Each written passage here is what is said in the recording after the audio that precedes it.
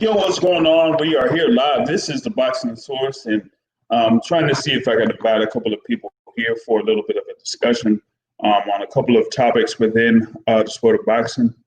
Wanted to get this going.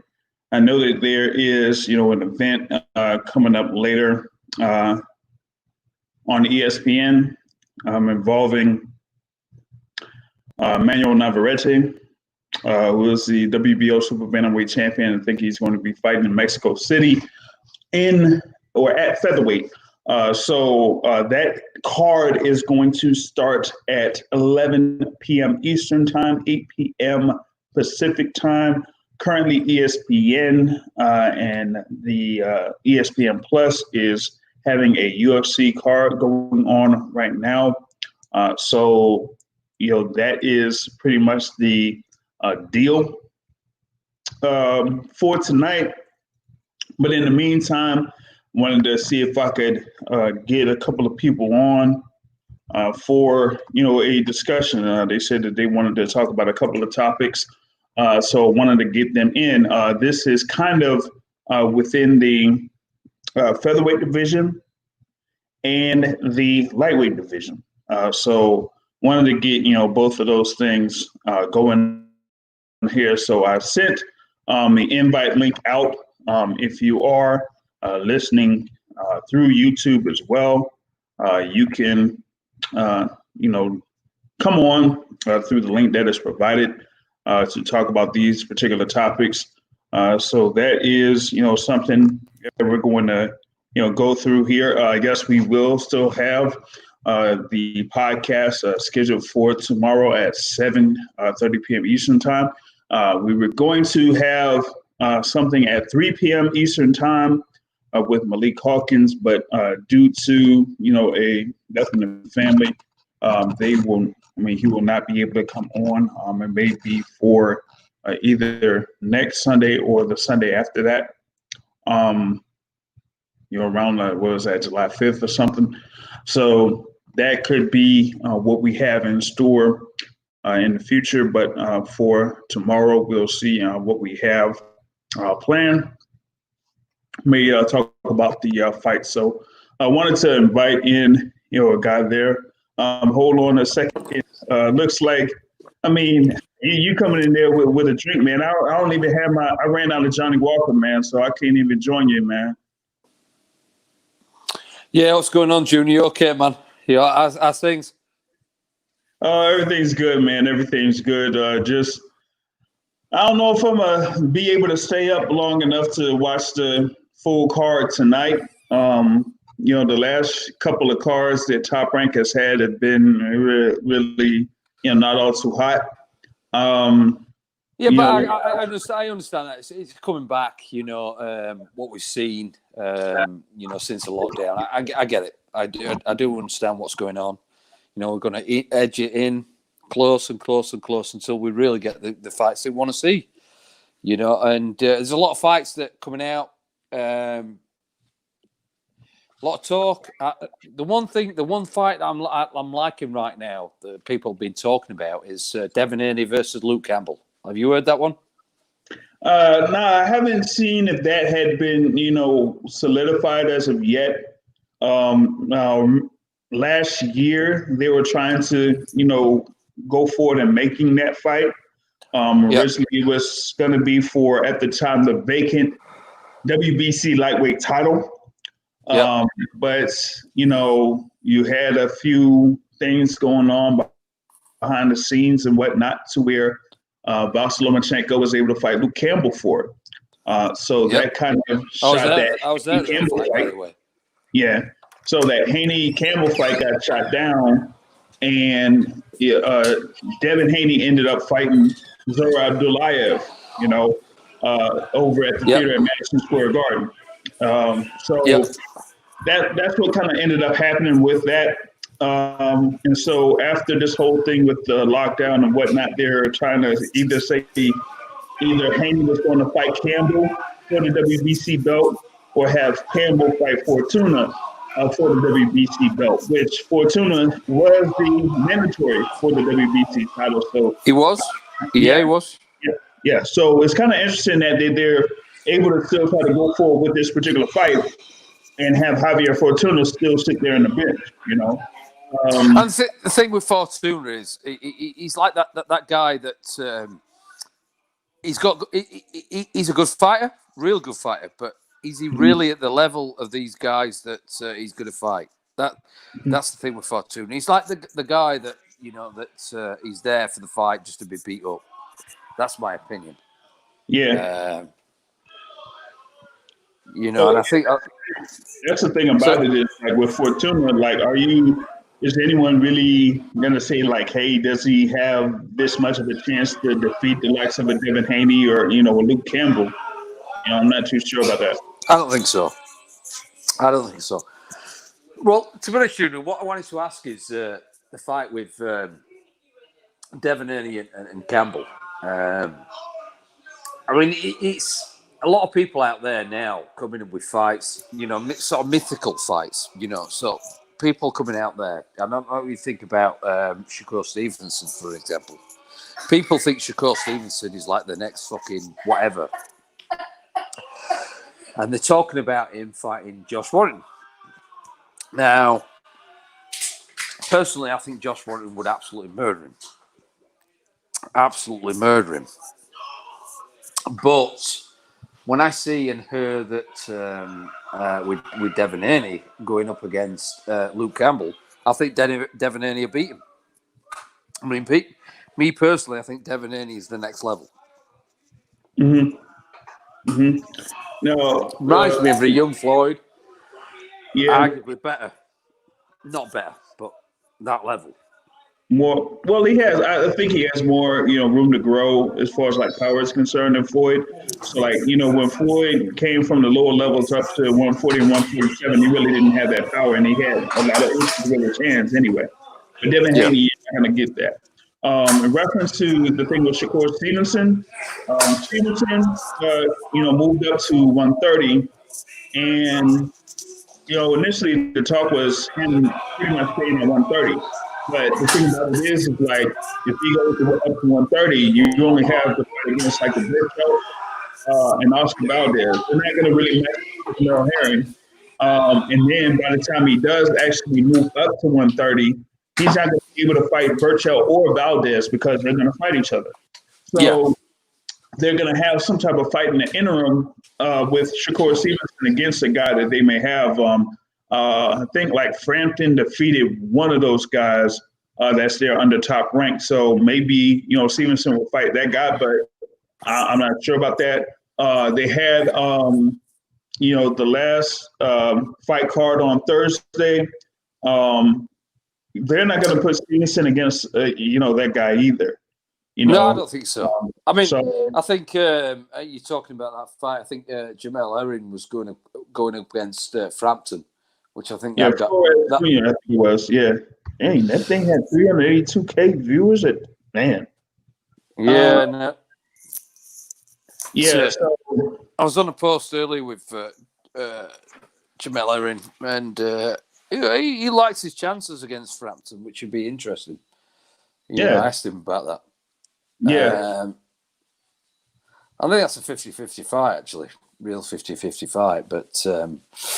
But yeah, I mean, you look at these young guns, and as we've been talking to Jamil about this, these young guns and how they go on, and people hate on Tank Davis, for instance, right? Okay.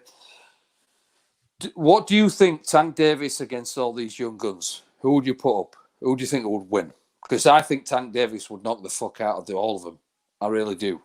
Well, I really don't rate Tank Davis as highly as some people do, given that, I could have been at the fight in Baltimore that he had, but I was there in Atlanta against Yuriorkis Gamboa. That performance against Yuriorkis Gamboa was very disappointing to me because he should have been able to wash or stand out against Yuriorkis Gamboa at Gamboa's particular position. But even with Gamboa being the age that he is, even with Gamboa having the issues with his leg by the second and third round, Tank Davis didn't really do much of anything until that 12th round against Gamboa to finally finish him. And they were. I mean, Gamboa's old. Gamboa's old. Gamboa, caught Davis cleanly with a few good shots, and you can't be supposedly the next quote unquote superstar for Showtime pay per view if you're having these type of fights against Yuriorkis Gamboa. Now he's slated to fight Leo Santa Cruz. They're trying to put that fight over in California, have that be the first pay per view. But I mean, there's a reason why they kind of line up Tank Davis against certain fighters, because if you have him against, like, especially guys with long reach, like a Ryan Garcia, even though I kind of feel like in reference to Garcia, I think that Davis could take Garcia. It just has to, depend on how much Garcia does with, with Reynoso. Okay, if he's able to develop better with Reynoso, then he may be a little bit of a problem there at 135. But I think he's going to move up to 140. I also think the same way with Devin Haney. He's going to move up to 140. Like Haney, Ryan Garcia, Teofimo Lopez, like those three will end up being at 140 pounds. Yeah, I get that. I agree. But with Tank Davis, there at 130 or 135, I mean, I don't know what else is out there for him. I've said this many times over that Gary Russell Jr. does want that fight against Tank Davis at 130, and they could have it in Washington, D.C., and that could be the fight over in the D.C. area. It should be easy to make, and it should be easy to sell, but they don't want to go forward with that. Who would you take in that fight? Who would you take in that fight? I would say Gary. I don't think here's the thing. They say Tank Davis has his power and his speed and everything like that, but and I don't like saying this that much, but he's kind of like Adrian Broner in that he doesn't use a lot when it comes to punch activity, punch output. Like he'll throw one or two punches at a time, and doesn't really throw that many punches unless if he seriously hurts someone, Yep. So he has to work on, throwing punches a lot more and being more active in the ring for him to really be a dangerous, type of fighter. So that's the thing with Tank. But I wanted to go back to the thing with Stevenson, right? All right, go. Jamil and I were talking about Stevenson after his fight, in that he wants to move up to 130 pounds. Yep. Might be, a little bit of a better option for him. But at 126, if he goes up against Warrington, he would end up losing. I don't see him as, the guy that Top Rank or ESPN is trying to build him up to be, or Andre Ward is trying to build him up to be, because I've been, talking with people that have been in the gym with Shakur Stevenson or seen Shakur in the gym with other guys, and they're like, they just don't see it in them. They don't, Really? Yeah, they don't see it. They don't like. There are guys in the fight game that you say, like, whether it's if you see it in the ring or if their peers see it in the gym or fighting, that okay, this guy is going to stand out over everybody else. Like recently, you hear that with Errol Spence. Like, okay, they say that what he was able to do at Mayweather Boxing Gym, he's going to stand out above everybody else. But when it comes to Shakur Stevenson, they're not seeing that. Really? Yeah, they're not seeing it. Like, a trainer that I, talk to regularly here has this fighter that's in the same weight class, 126. And he goes and he spars with Shakur Stevenson, fairly often. And it's like, he gets with Shakur Stevenson because he's the same person that has trained with the Russell brothers.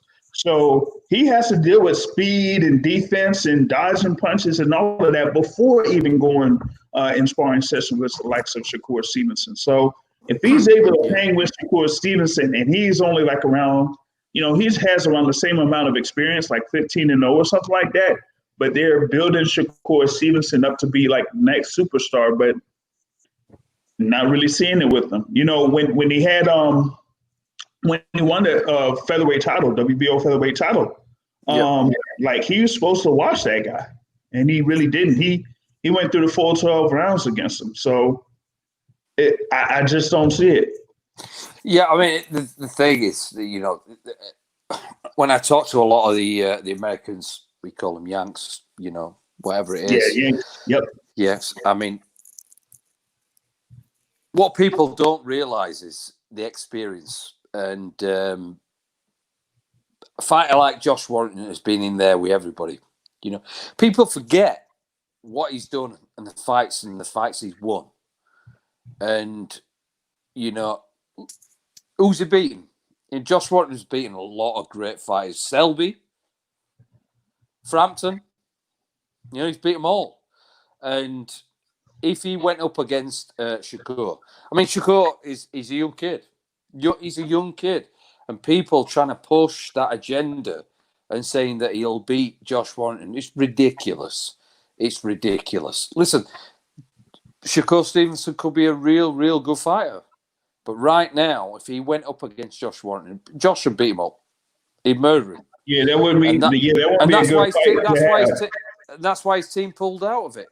That's why his team pulled out of it. Well, they don't want to see it. Well, I have a couple people that feel that they disagree with that, mainly due to what Warrington did. He kind of went from Queensberry Promotions to Matchroom, and then after that, he kind of said we kind of like didn't really see that fight come to fruition. But I still feel like it could happen in the future. But right now, Josh Warrington is kind of building a fight against Kanzu to have that unification fight happen. And then after that, we'll see what happens in reference to, a Josh Warrington versus Shakur Stevenson fight, even though I feel that Shakur Stevenson is going to move up to 130, because even if he stayed at 126, I think that Top Rank and Andre Ward would kind of have him fight guys like a Mick Conlon, man, or Jesse Magdaleno, man. Jesse Magdaleno. That's like Jesse Magdaleno, man. Like, yo, that was, oh my goodness, man. That was like a very disappointing fight to watch. Like, that was horrible.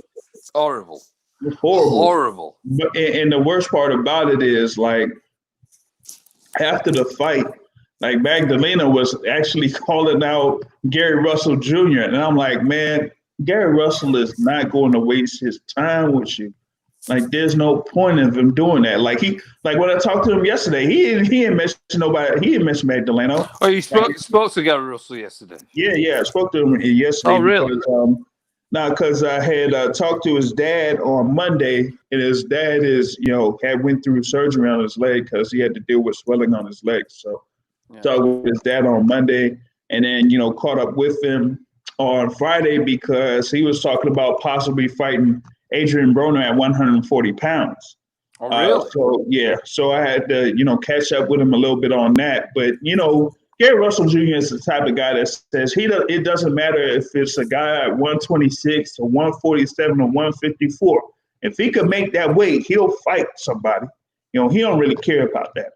So, with Gary, he's like, hey, I'll take anybody on, at this particular point. That's why, he's trying to be up there at 130 or 135, because most of the fights that he could make is around 135 pounds at this particular point. And then given the thing with Devin Haney, what was it, last month or 6 weeks ago or so, he tried to call out Gary Russell Jr. on Twitter. But problem is, Gary Russell Jr. isn't on Twitter. So really? So that's the problem with that. But even then, it's like, even having that type of call out, you haven't heard anything about them actually going forward with that particular fight. And Gary, said he's a free agent. So he's like, yo, it ain't no problem for him to go over to Eddie Hearn and said, hey, I'm here, especially with Josh Warrington being under Matchroom.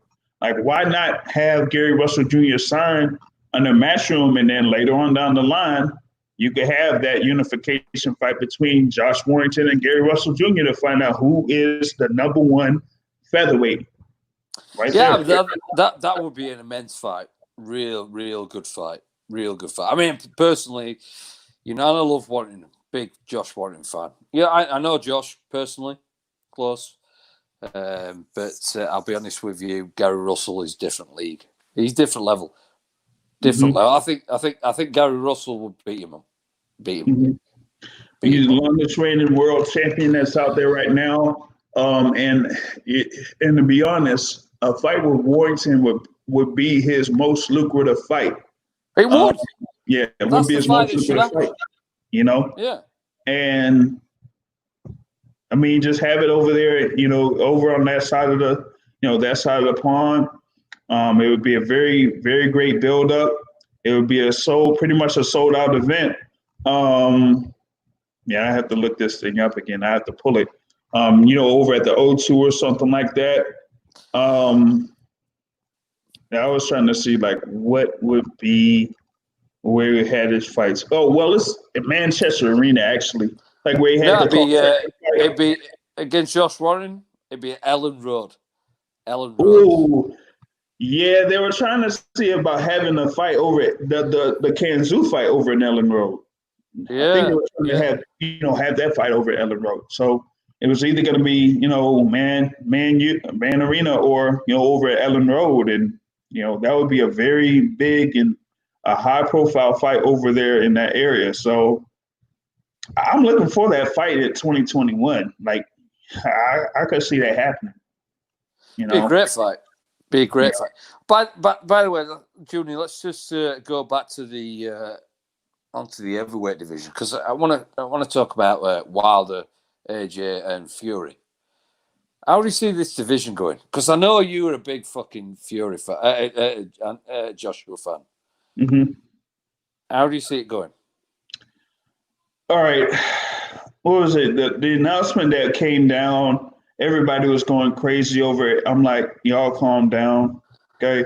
If everything goes according to plan, then that fight could happen by September of 2021. Okay.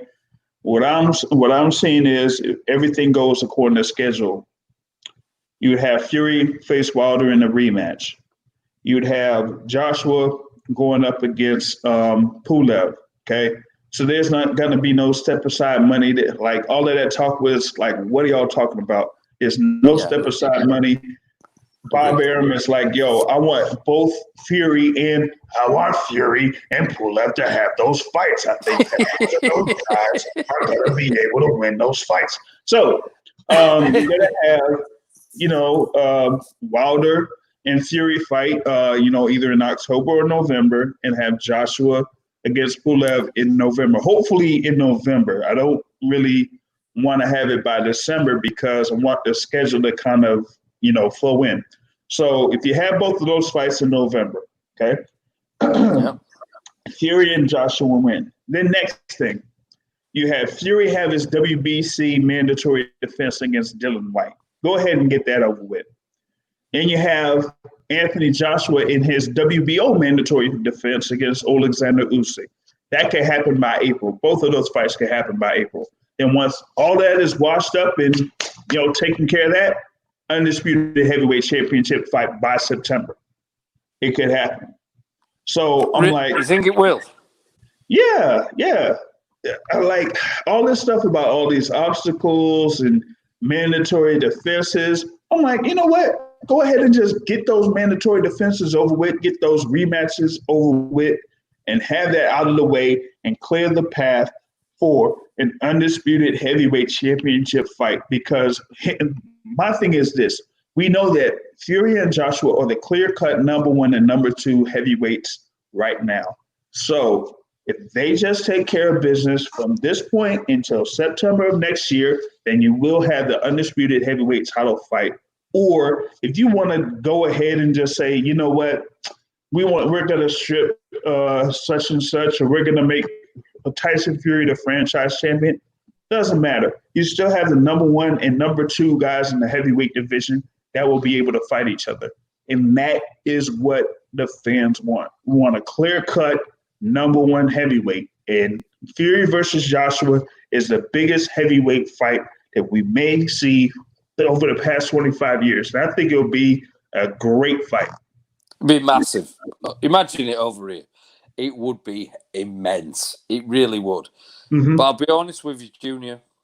Tyson absolutely destroys Joshua. It really does. It really does. Tyson Fury would absolutely annihilate him. Annihilate him. It wouldn't even be close. It would not even be close. Fury would absolutely get into him and destroy him. The public over here wouldn't be happy with that, but that's what would happen. I'm telling you now.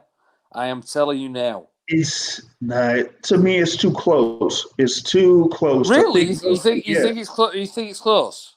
Yeah. Like if you would have like asked me back in 2016, well, not even like 2016. Like say if Tyson Fury actually went ahead and had the rematch with Klitschko in 2016 and was able to win. So by the end of 2016, you would have had Fury still, being a unified champion, and you would have had Joshua. He wouldn't have had a title because the IBF title wouldn't have been, well, the IBF title was forfeited anyway before Fury even did that. So Joshua would have the IBF title. But even at 2016, I would have said Fury would beat Joshua at that particular point. But from that point of 2016 up to basically now, Joshua has faced, Vladimir Klitschko. He faced Carlos Takam. He faced, Joseph Parker. He's faced Alexander Povetkin. He did lose against Ruiz, but was able to win the rematch. Like, these fights are like very high-profile fights against top-level opposition in the heavyweight division. Like, no one really has a resume like that in the heavyweight division, not even close. So I think with that level of experience, with the type of fighters that he's fought, I think that Joshua would be very much prepared for a Tyson Fury. To me, Tyson Fury, he would have to be at the level of what was he at for the fight against Wilder in February? He was like 270 something? Yeah, he was about 275, I think. Yeah, 275 or so. I think he would have to, cut down a little bit. I don't think that, having that type of, strategy that he had for the second fight against Deontay Wilder will work. I think he needs to be, back in the 250s for Anthony Joshua, because I think he would have to be more, fluid in his punches, more fluid in his movement.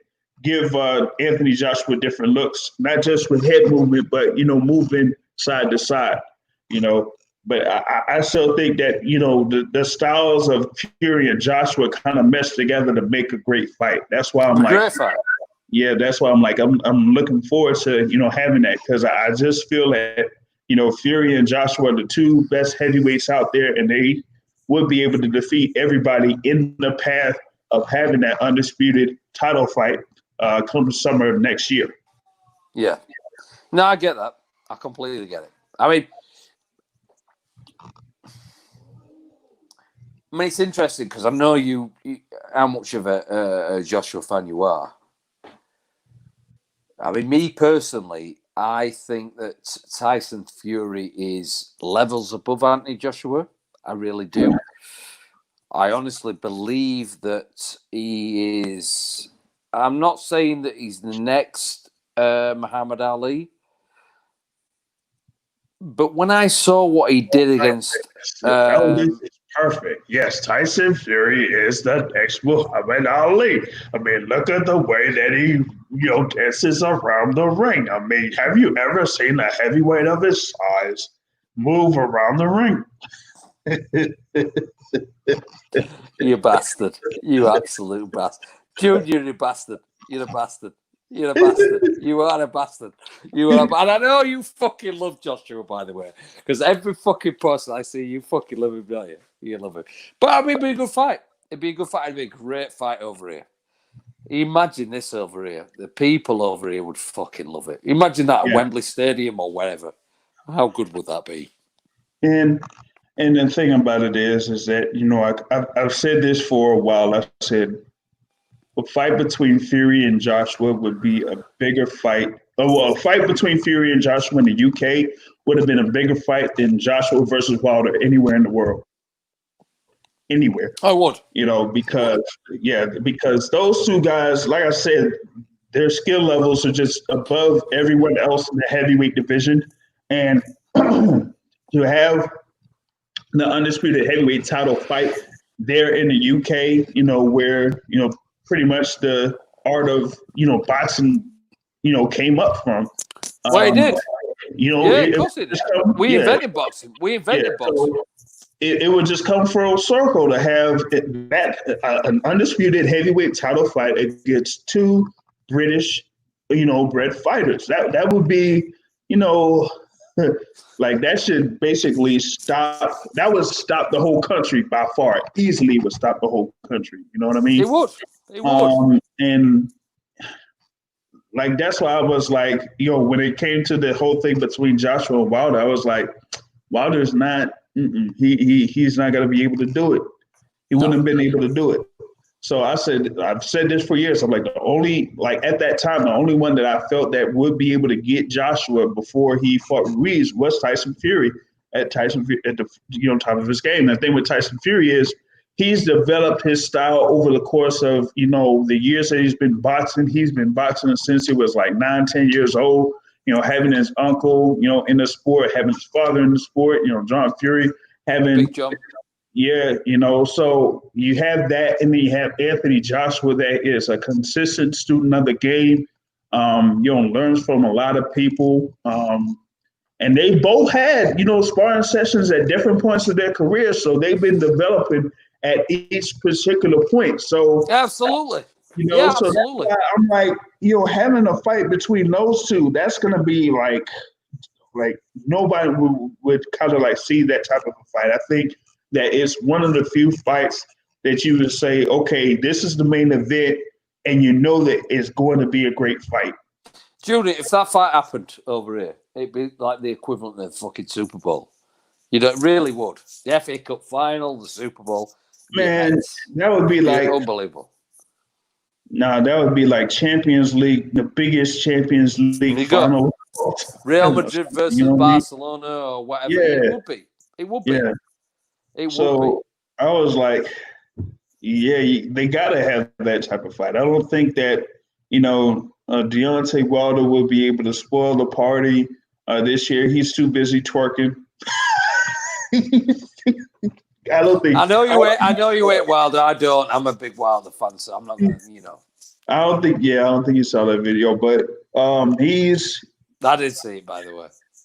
Oh goodness, man! Oh,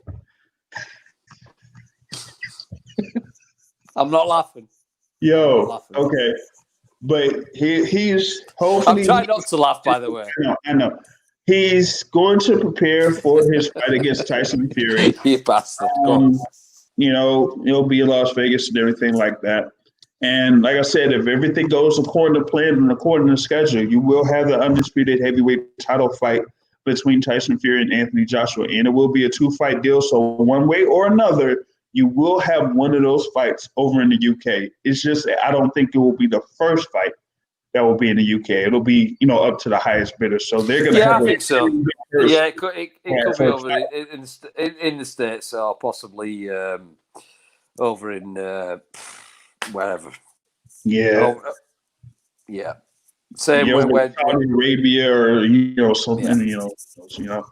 But I don't think they won't have it in the US as far as like the first fight. No, they ain't going to do that, you know. So, yeah, so that's why I feel about that particular fight. It's just that it's going to be, you know, like I said, everything goes according to plan, then, yeah, you're going to have, you know, that undisputed title fight by September of next year. Not really August, because I I hope don't so. think it'll be, that'd be too quick of a turnaround. So that's why I say, like, have something in November and have something in April, and then you'll be able to do what you need to do by September. So Yeah, it would all fall according to plan in that instance.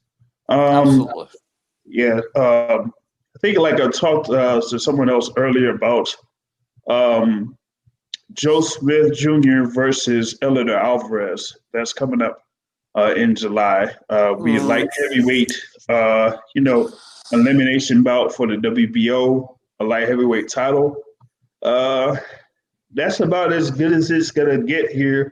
Yeah, exactly. Until we see, Matchroom pick up their activity. A couple of fights that could have happened in April or so, they've fallen apart. The Maurice Hooker versus Regis Prograis fight fell apart. So right now, this is kind of like what we're looking ahead to here from now until maybe the end of August, September. I haven't seen anything solidified about Spence versus Danny Garcia. They say that's the fight that's going to happen, but I don't know when that's going to take place.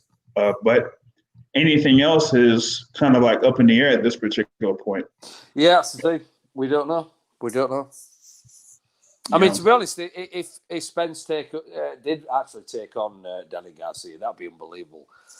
Considering what he'd come back from with the car crash and everything else, that would be unbelievable. I mean, I don't rate Danny Garcia, by the way. I think he's average. Yeah. I mean, the Philly guys would love him, but he's average. He is. Yeah. He is. He really is. He really is. Yeah, I mean, I don't really rate Danny Garcia very highly. He does have a resume, but I just don't rate him very highly. I think that his biggest win was when he Amir Khan. Well, yeah, he did have Amir Khan, and when he had that win over Amir Khan, that was basically his biggest win. I didn't feel like he beat Lamont Peterson. No, he lost against Peterson. He even said that. Yeah. And then he goes up to 147, and he gets the belt, but then he loses to Keith Thurman in the unification bout.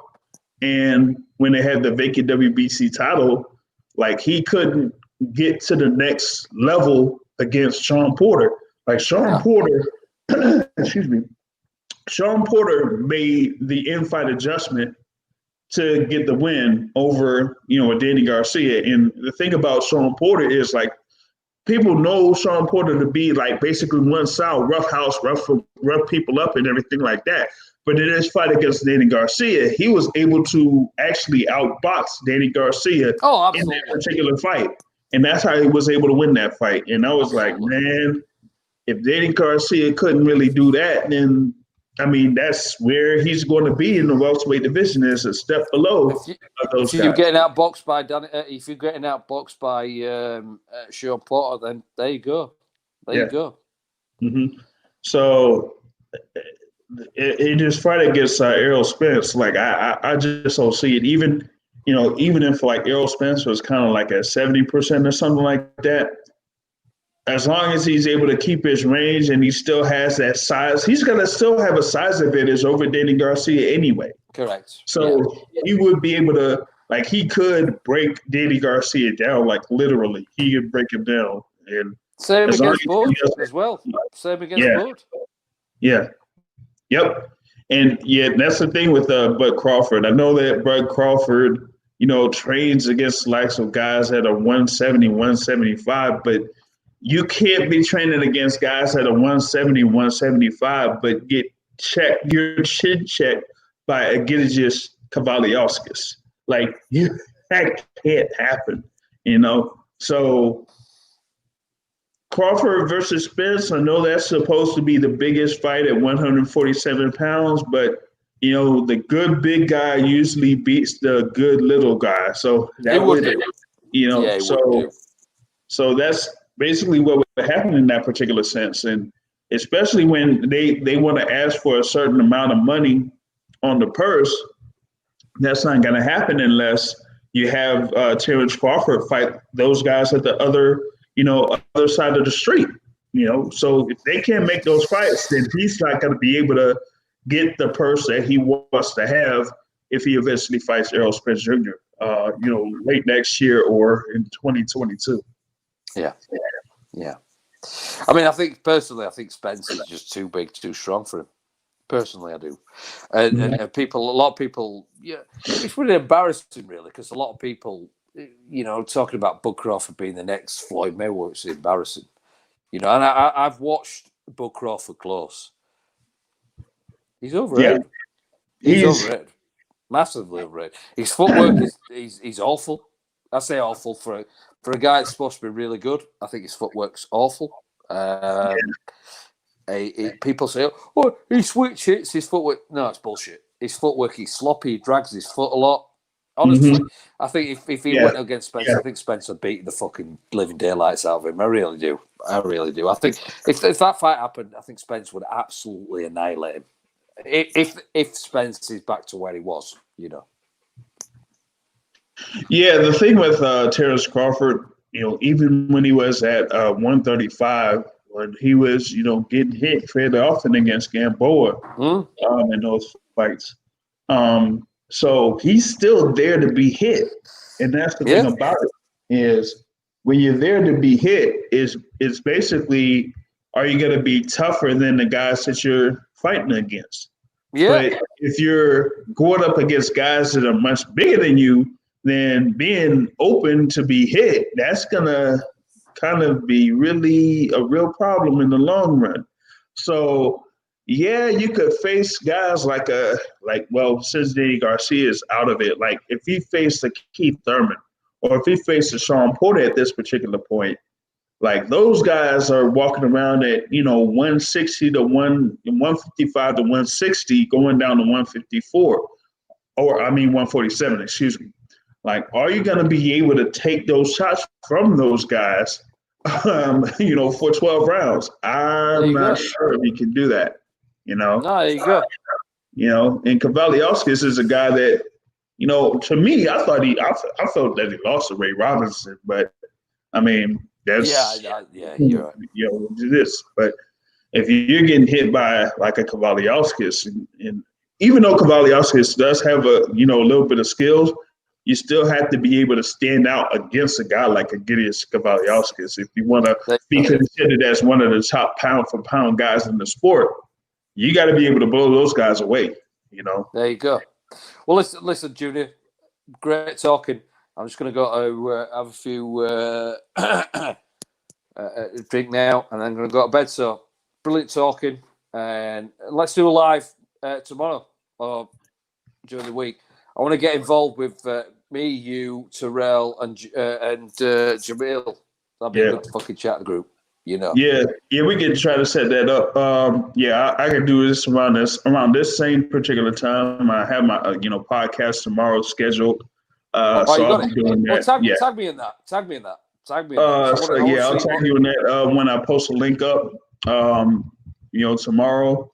And then we'll be able to, kind of like chat on that. I might be able to try to get a simulcast thing going to see if that could work as well. So, just be on the lookout for that. I will do. Right. All Peace out, man. You take care. Yeah. Peace. Peace, man.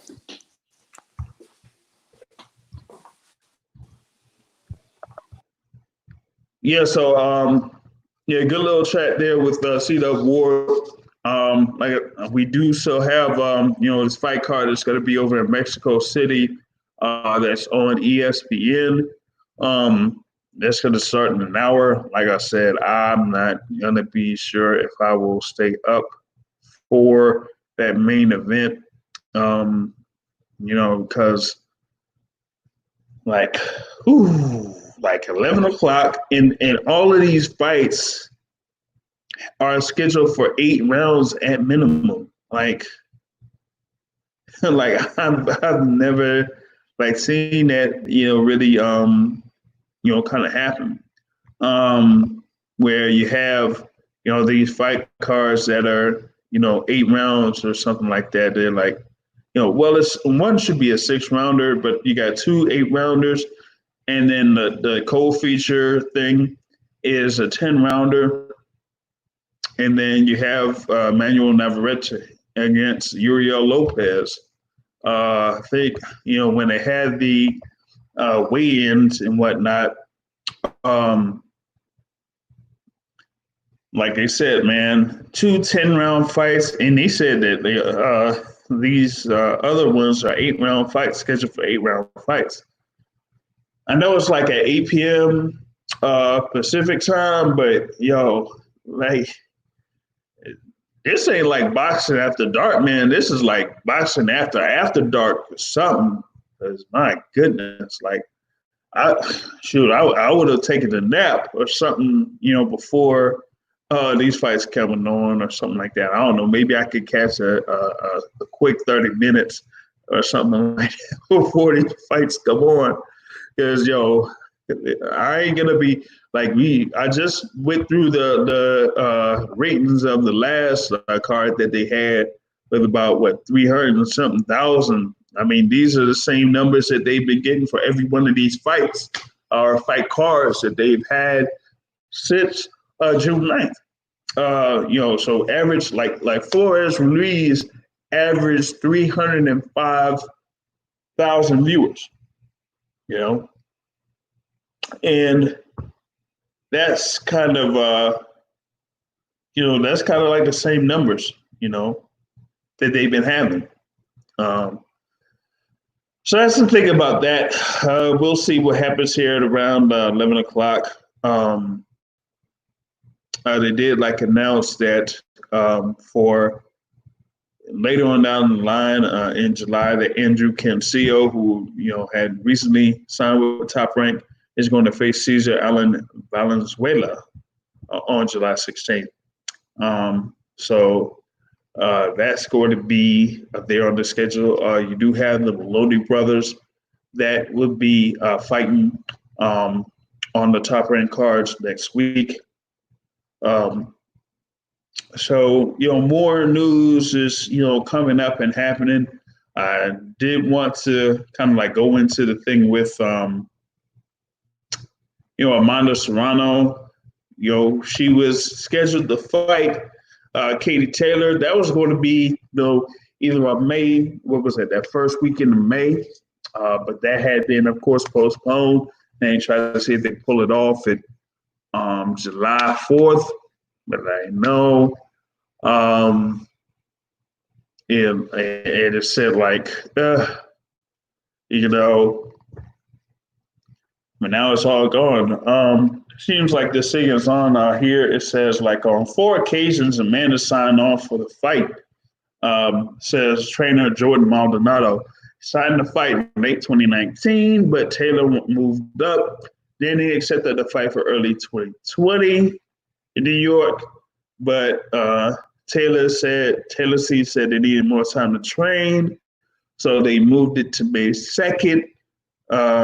But a month and a half later, you had the thing with COVID-19 and was moved to July 4th, like I said. And all this exceptional person not up to par with the magnitude of the fight. But since Amanda wants to make history for Puerto Rico, we happily accept it. But now they're offering us the fight for August, but removing almost 50% of Amanda's purse. However, they're taking less from Taylor, or less of a percentage from Taylor,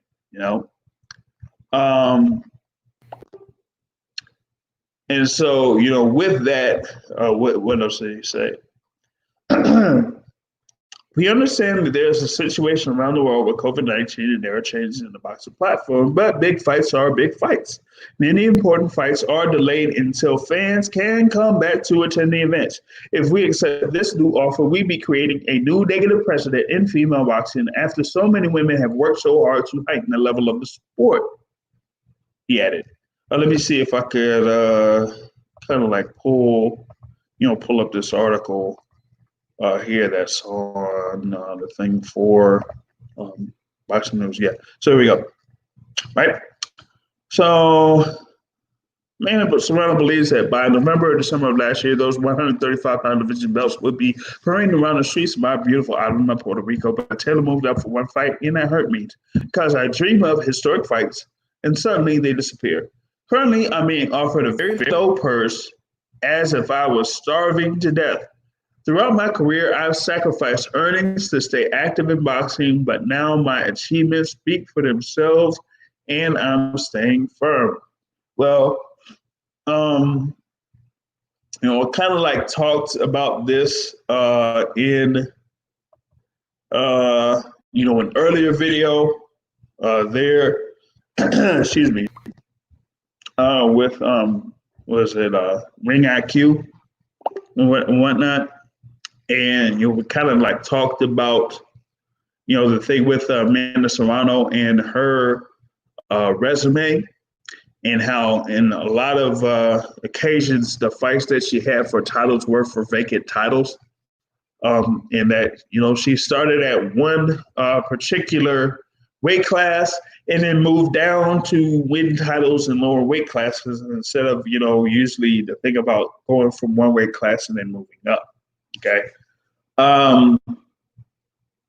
So here in this particular case, you see that she is, there at 126 as a WBO world champion and interim WBC world champion. But, as far as like the fight against Katie Taylor, where it would kind of like be, a fight between two of probably the top pound for pound fighters in, women's boxing. So that kind of is disappointing that you're not going to have a fight of that magnitude, excuse me, being able to happen, or at least, at this particular point. I was looking up the things here for BoxRec's point ratings for pound. They have Katie Taylor at number 1. Delphine Persoon at number 2. They said that, Persoon may have, as you see here, Persoon actually was when it kind of like got the better of Katie Taylor in that fight on June 1st, 2019 at Madison Square Garden, but they gave the decision to Katie Taylor for those undisputed titles there at that particular point. You have like a few other fighters out here on there.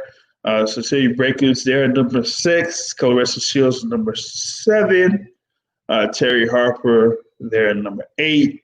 Amanda Serrano's there at number 12.